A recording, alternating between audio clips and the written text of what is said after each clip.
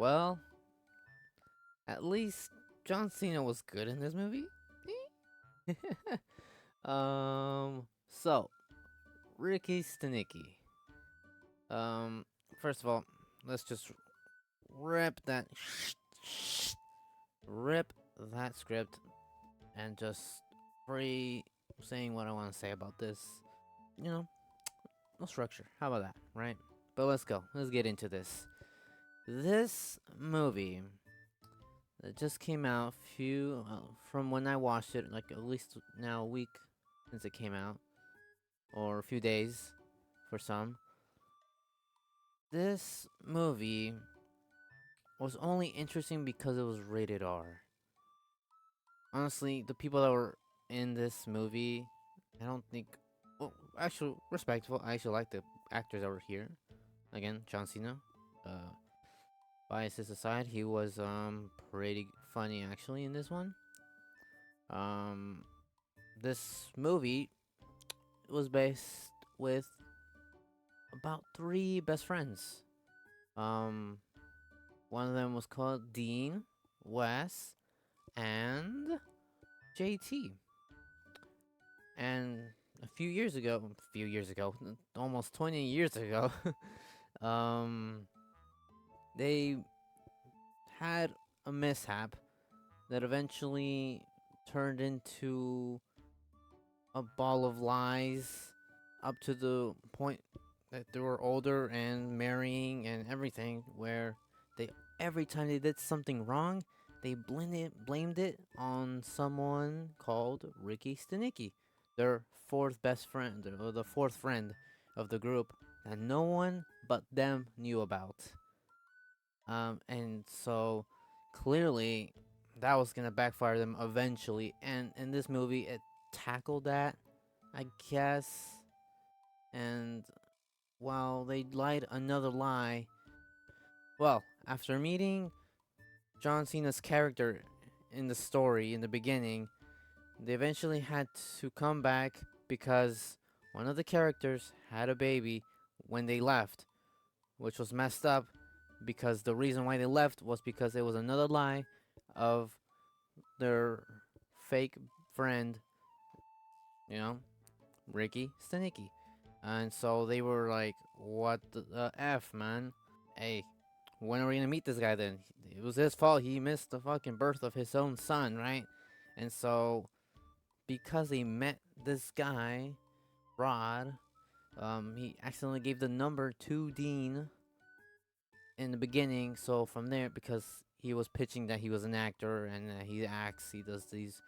The only thing that was funny, really, about the movie was John Cena's antics that he did throughout the movie, where it sporadically shows some of his songs he was singing. I'm not gonna describe what he was singing, just cause definitely not sure if I should say it on YouTube. But actually thought it was funny. I thought it was funny. That was the parts that I actually laughed at, really, because everything else in between was honestly not that interesting. It just felt like just a regular comedy movie, and I like comedy movies, but this one lacked.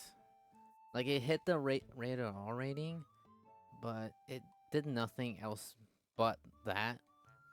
Um, Seems like they just thought of these great ideas for it being rated R, and the story was a second to third thought into making the movie. The next thought was who was gonna be in it, you know.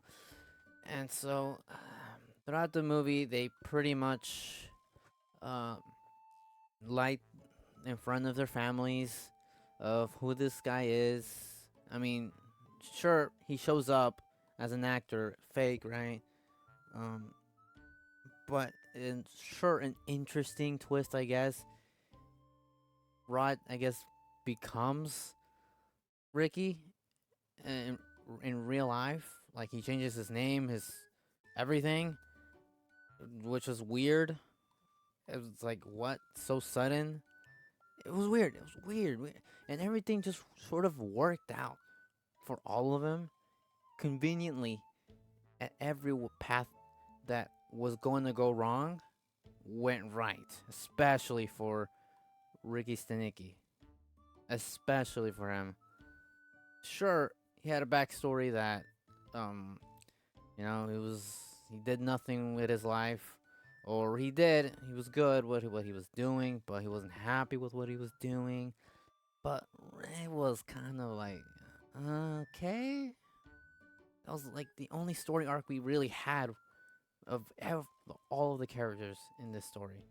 Sure, Dean was the only other one that they tried, with him accepting that his lies as a defensive mechanism was not working for him in his benefit anymore because of how he was treated when he was younger. But it never went any deeper than that. He just kept complaining most of the movie about how messed up his life was. Which, sure, I mean, we get it, right? The first two times he said it, was like, okay, I get it. But it was kind of too late once, kind of, by the end of the movie, when he tried to, like, accept that Ricky Janicki, our best friend that we've met. And it was kind of odd to just go with it, with everything that happens in it, so I don't spoil most of the movie, rest of the movie. Is I'm like, okay, I'm telling you, this was random. Just as I'm talking about this movie randomly, that's how random the movie was throughout the whole movie. It was inconsistent with what was happening. Like, why was it happening? And that's the part where I was like, look, I like people that are in this team. I actually support these type of movies still, because these rated R comedy movies, they don't make these type anymore much.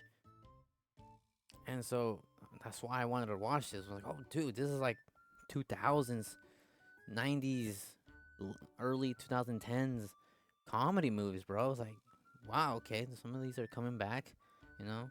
The last one that I actually enjoyed so much, that was actually really good, which I rate like at least 7 to 8 out of 10 for me, was the Sydney Sweeney one that came out in like late December, I think. Was it when they came out? Yeah, that one was hilarious. Hilarious. That's a good comedy movie right there.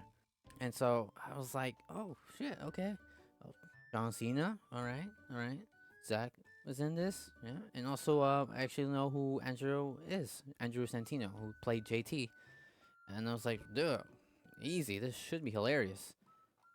And yeah, some jokes hit here and there, a chuckle at best, but mm, not something that I would recommend, especially even the rated R jokes. If you're not a fan of rated R stuff already, yeah, this kind of hits the line.